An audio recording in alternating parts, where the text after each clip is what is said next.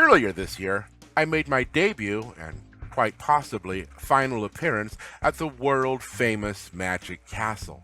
So for 7 days in January, I performed 3 shows a night in the prestigious Parlor of Prestidigitation. One at 10:15, another at 11:30, and the last at 12:30. Yes, in the morning. It nearly killed me. But as they say, I would have died a happy man, as not only did it allow me to strike another item off of my bucket list, it also fulfilled a lifelong dream. Well, that's not exactly true. I haven't dreamed of performing at the castle for my entire life, mostly because I've been around longer than it has. I'm actually old enough to have attended its gala opening back in 1963. True, I would have only been 4.5 years old at the time, but even back then I was a snappy enough dresser to have met the dress code. And if one really thinks about it, the only way anyone could have the dream of performing at the castle for their entire life would be if they were born holding a magic set in one hand in a delivery room with a window overlooking the place, which has never happened, regardless of what Jeff McBride might try and tell you. No, for me, I only began to seriously think about working the castle when I won the coveted gold medal at the PCAM Pro Challenge back in 2005, so it only took me 11 years to get there. 11 soul-shattering, rejection-filled years to get there. But eventually, thanks to a bit of perseverance and the diligent efforts of some influential friends in the magic community, I finally made it in. So was it worth it? You bet. Hands down, it is the greatest venue to perform magic and watch magic being performed that I've ever had the pleasure to, well, perform in. I had a great time, and I left there with many wonderful memories that I will cherish for the rest of my life. Of course, I would have left with many more memories, but as you know, they have a rather draconian no photography rule in the place. So what was my favorite memory? Well, that occurred about halfway through my run when one of the castle regulars came up to tell me of a telephone conversation he had had with a fellow member, which went something like this. Have you seen Late Parlor yet? With Master Payne? Oh, you've got to go. You really do. I don't know if I liked it. Now, I know that some will find it odd that I've chosen this less than stellar review of my work to be my favorite memory, but it really is. Because the guy didn't say that he didn't like my show. He said he didn't know if he liked it, which means he had to think about it. Most likely because he'd never seen an act quite like mine before, which I find sad, because after all, this is the magic castle that we're talking about here, that exclusive clubhouse nestled in the foothills of North Hollywood where the hoi polloi gather to watch cutting-edge magic performed by world-class entertainers. At least that's what I thought when I first visited the place back in 1989, because that's how it was portrayed in all those articles I'd read in Genie magazine and all those episodes I'd watched of the Old Magician TV show, which was pretty much the only exposure to the magic community I had back then. Because in those days, well, I didn't have many magician friends because I didn't belong to any clubs, nor had I ever gone to a convention. In fact, truth be told, most of the magic I'd seen up until then had been on TV, and since that was a little portable number, all of that had been in black and white. Yet, even though I had little to compare it to, I left the castle that night feeling a little disappointed. It just seemed to me that magic, well, it could be more diverse than this. It would be nearly 20 years before I would return to the castle. By then, I had joined a magic club. I had many magician friends. I'd gone to several conventions and seen lots of magic performed live, though oddly, some of it was still in black and white. Needless to say, I had a much better time on that second visit. It's not that the magic had improved, it's just that my expectations were lower. And that's the topic of today's talk: expectations. So no doubt you're expecting that it'll have one of my traditionally clever and witty titles involving pithy wordplay like meeting expectations, or perhaps greater expectations, or possibly even tales of the expectations. But no, because the title of this Master Payne's conjuring conjecture is Not Everyone Likes Elvis. Not quite what you were expecting? That's sort of the point. But I agree, it's probably a little too surrealistic. Don't worry, the next slide explains it all. However, before I reveal it, I must warn everyone that some here may find the image to be somewhat disturbing. I know I certainly do. Not everyone likes Elvis are the sage words of advice that Eugene Berger gave me one night at the bar during my run at the Magic Castle. Well, I should say, one of the 5 bars at the Magic Castle. Best venue ever. Truer words, of course, were never spoken. I know, because I've never really cared for Elvis, especially after he released that dismal "It Happened at the Magic Castle." Worst handling of Skinner's ball-based routine ever. But some people seem to like him, which is fine, because if you don't, you can always change the station. Something that isn't as easy to do with magic, because unlike music, most people don't encounter a lot of magic. So to their untrained eyes, there seems to be a rather generic quality to the practitioners of our craft. This goes far in forming their expectations towards magic. A Google image search on the word magician allows us not only to put a face to this expectation, but also reveals that many magicians are all too willing to meet it. Now, many believe that this is an unfair assessment on my part, and that I've allowed a Google bot to use far too broad a brush to paint us all with. Perhaps I have, but consider this. At a social gathering, if a musician brings out their instrument, the audience will often make many requests as to what songs they would like to hear. But if a magician brings out their instrument, there's a good chance he'll hear, "Oh, I've seen this one," because we all know there's only one card trick in the world. And to be fair, from their perspective, this seems to be the case, because 9 times out of 10 we have them pick a card, only to once again find it. If only I had done much more intensive market research before getting into magic, I could have saved a lot of time and money by not having to read all those books on card tricks. So it seems we are somewhat to blame for our own predicament, as we fall prey to our own set of expectations as well. This is because many of us got involved with magic because of a magician we encountered in our youth. Intrigued and inspired, but having little else to go on, we patterned our prepubescent performing persona after the practices of this primogenital prestidigitator. Thus, as we begin our journey into the world of magic, we inadvertently choose the road more traveled. This leads us to clubs and conventions and all sorts of magic shows that only reinforce and validate these early expectations of what we think magic should be like.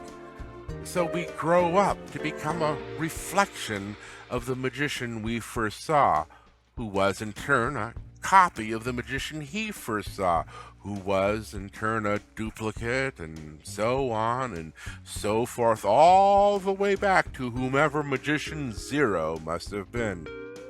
Yes, this is an oversimplification of a very complex issue that is worthy of a doctoral dissertation of its very own. But to discuss this topic in the depth that it deserves would take far more time than I'm allotted, and since as of yet, I cannot manipulate time. We must be moving on. Now, I will agree that lately things seem to be getting better, with shows like The Illusionists and movies such as the Now You See Me franchise doing much to update the public's perception of the modern-day magician. But we have a lot to overcome. After all, it's been over 40 years since Doug Henning ripped us out of the 19th century formal attire we unnecessarily foisted upon ourselves. Yet still today, if you asked most people to select which one of these three guys was the magician, they would choose A, even though B and C are the actual magicians, while A is Lord Grantham from Downton Abbey. Meeting expectations is holding magic back. While the other performing arts seem to be moving ever forward, magic seems to be looking ever backward. And even though these retro posters really do look cool, I've even fallen prey to using them myself, they do give the impression to the public that we believe magic's glory days are behind us and that we are forever pining for a golden age when magic was seen as a much more artistic endeavor. Now, before I get too far down this road, let me first make it clear that yes, I do believe that magic, like any other form of self-expression, has the potential of achieving the status of art. And yes, I do believe that there are those among us who are currently doing just that. Unfortunately, I also maintain that if one could convert magic shows into paintings, that an exhibition of said works would be seen by the general public as room after room filled with minor variations of the Mona Lisa. Or perhaps more fittingly, the Scream. Or even worse, dogs playing cards. Yes, magic has something of an image problem, being seen by many to reside on the entertainer's food chain somewhere between balloon twisters and bear baiters, which is, I'm sure, what led some very well-meaning members of the magic community to petition Congress to have magic proclaimed as an art. Unfortunately, I don't think you can make something an art by decree. I fear that the only thing that this is going to accomplish is allow the sort of individual who goes around telling everyone that they're now a real magician because they just got their membership card from whatever magic society cashed their check, will now go around telling everyone that they're artists because Congress has decreed it so. No. If we really want to have magic accepted as an art, then we need to start treating it like one. So how would we do this? Well, first off, we should forever remove from the lexicon of magic these two terms. Do we really think that scripts for plays and librettos for operas come emblazoned with the words easy to do and no skill required? I don't think so. So why does magic? People aren't going to treat magic seriously until we ourselves begin to do so. Also, if magic is an art, then it is a performing art, and the performing arts are generally called theater. So there are some other rules that apply. Now, this doesn't mean that we have to go all highbrow and start doing indecipherable avant-garde style presentations, unless, of course, you're planning on doing that Salvador Dali tribute act. Nor should we fall back on that old canard of fame through association and use our newfound acting skills to try to convince everyone that Jackson Pollock's drip style was actually inspired by some old UF Grant props he once saw. No. If we really want our audience to start seeing magic as an art, we need them to see it the same way my mother sees me. I never met her expectations either, because the entertainer gives the audience what they want, whereas the artist gives the audience what they didn't know they wanted. And I'm pretty sure my audiences at the castle last January didn't know they wanted to see a 20-minute long coin and bottle routine. Did everyone like it? Of course not. But that's the nature of art, and why magic will never be seen as one. Because art takes chances. It questions convention and challenges the status quo. Something magic rarely, if ever, does. Because deep down, we all just want to be liked. And since many of us use magic as an emotional coping mechanism, we're afraid that if we perform something unexpected, our audiences won't like it. And by extension, they won't like us as well. So we play it safe. We meet our audience's expectations and go on pretending that everyone likes Elvis. And magic dies a little more each day.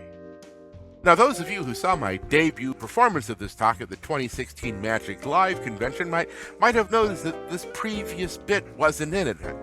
I didn't include it for many reasons. For one, it's kind of depressing. Two, it made it too long for Stan's 18-minute time limit. Three, it forced me to use bullet points. But most importantly, try as I might, I couldn't find a segue back into the main thread of the topic. No, not that kind of segue. But then I attended Jeff McBride's masterclass on hypnotism, and my segue problem was solved. Because this last part never happened. It was all just a dream. A dream you will all forget in 3, 2, 1. So did everyone like it? Of course not. Which is why this talk is called Not Everyone Likes Elvis. Because even though he's not everyone's cup of tea, everyone can agree that not only was he an influential artist, but a cultural icon as well. So, how does this apply to magic? Well, Elvis didn't become Elvis by mindlessly mimicking DVDs or robotically replicating other performers' routines. No, Elvis became Elvis by being Elvis. It wasn't the songs he sung. Other singers had sung those before he did. It wasn't the way he sung them either. There are lots of less famous guys singing them the exact same way even today. It was how he approached the music and used it as a medium to express himself through. And that's magic's biggest secret. The one so big no one ever tells you about it. The one that not even the masked magician has ever exposed. Because the art of magic, it isn't in the tricks. Because if you really want to know the truth, magic, it isn't an art. It never was, never will be. Magic, it's a medium, like pigment to a painter or stone to a sculptor. You are not an artist because you do magic. You are an artist because of the magic you do. The art of it is in you. You can do it by the numbers, or you can find your own unique voice. But you have to start by breaking expectations. And that's something you can't buy in the dealer's room, nor can you instant download it off the internet. And it certainly can't be decreed by an act of Congress. I wish it could. Certainly would make my life a whole lot easier, because I wouldn't have to work nearly as hard as I do now, because I could call this art and save myself 19 and a half minutes. I don't know about you, but I think we were all expecting something more. But that could just be me.